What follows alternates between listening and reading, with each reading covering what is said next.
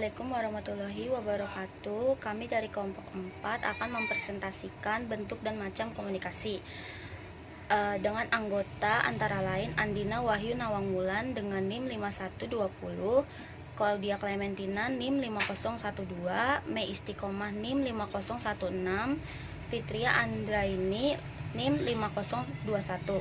Bentuk-bentuk komunikasi lobby.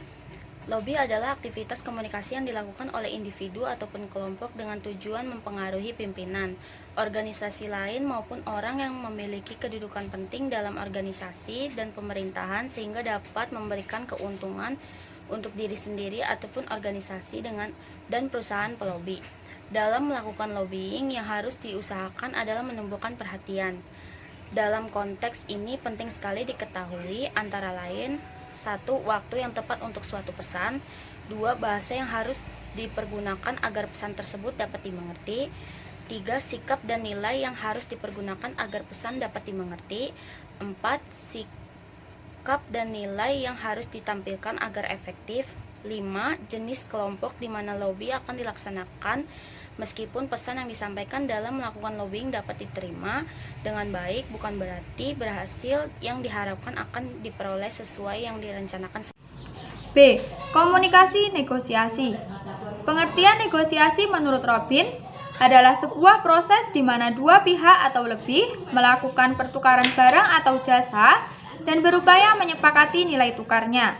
Sedangkan menurut KBBI, Kamus Besar Bahasa Indonesia, negosiasi adalah proses tawar-menawar dengan jalan berunding guna untuk mencapai kesepakatan bersama antara satu pihak dengan pihak yang lain. Sebuah negosiasi tidak akan terjadi tanpa adanya komunikasi. Proses komunikasi negosiasi juga terjadi dengan banyak melibatkan emosi, persepsi, dan permainan kata-kata oleh seseorang yang melakukan kegiatan tersebut. Terdapat dua bentuk negosiasi, yaitu yang pertama, negosiasi langsung, yang artinya bahwa proses tawar-menawar untuk menyepakati atau mencapai sebuah kesepakatan dilakukan dengan berhadapan secara langsung atau tatap muka, face to face. Kemudian yang kedua, negosiasi tidak langsung, artinya bahwa proses tawar-menawar untuk mencapai sebuah kesepakatan dilakukan dengan menggunakan media tertentu. Biasanya atau misalnya dilakukan melalui telepon. C. Komunikasi sharing. Dalam komunikasi, sharing merupakan kegiatan bertukar pendapat atau pemikiran dan berbagi pengalaman. Dalam komunikasi sharing ini dapat dilakukan oleh dua orang atau lebih, di mana dengan melakukan komunikasi saling menyampaikan apa yang pernah dialaminya, dan itu akan menjadi bahan pembicaraan yang berakibat saling bertukar pengalaman. Dengan begitu pula, orang akan dapat merasakan manfaatnya, baik hanya untuk pengalaman pribadi ataupun hanya akan menjadi masukan yang dapat diambil. Untuk selanjutnya, untuk poin D yaitu komunikasi wawancara atau interview. Wawancara merupakan suatu metode pengumpulan data dengan cara mendapatkan jawaban dari interview dengan sistem tanya-jawab. Wawancara dapat dilakukan dengan melibatkan dua pihak, yaitu antara pewawancara dengan narasumber, untuk memperoleh data, informasi, maupun keterangan tentang suatu hal. Pewawancara harus memiliki beberapa sikap, diantaranya adalah netral, ramah, adil, dan hindari ketegangan. Untuk kegiatan wawancara dapat dilakukan dengan 3 bentuk cara, yakni yang pertama yaitu ada wawancara bebas. Dalam wawancara bebas, pewawancara bebas bertanya apa saja kepada narasumber, namun pertanyaan yang diberikan harus ada hubungannya dengan informasi yang ingin didapatkan. Untuk yang kedua yaitu wawancara terpimpin. Dalam wawancara terpimpin ini, pewawancara sudah dibekali dengan daftar pertanyaan apa saja yang ingin ditanyakan kepada narasumber secara lengkap, jelas, dan terperinci. Yang ketiga yaitu wawancara bebas terpimpin. Dalam wawancara bebas terpimpin ini, pewawancara menggabungkan antara wawancara bebas dengan wawancara terpimpin. Dalam melaksanakan wawancara ini, pewawancara sudah membawa pedoman tentang apa yang akan ditanyakan kepada narasumber secara garis besar.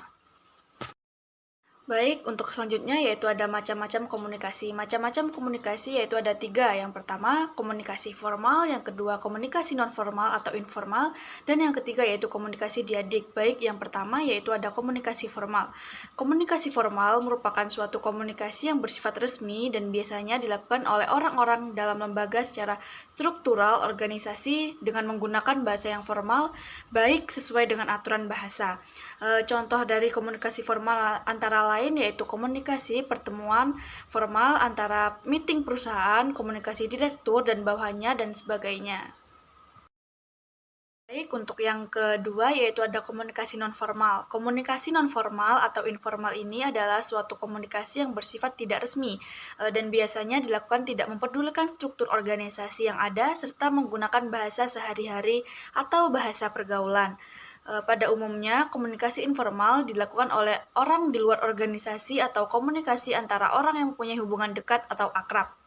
Contoh dari komunikasi informal sendiri antara lain yaitu komunikasi antar staf, komunikasi di luar organisasi, dan komunikasi kerabat kerja yang sudah akrab.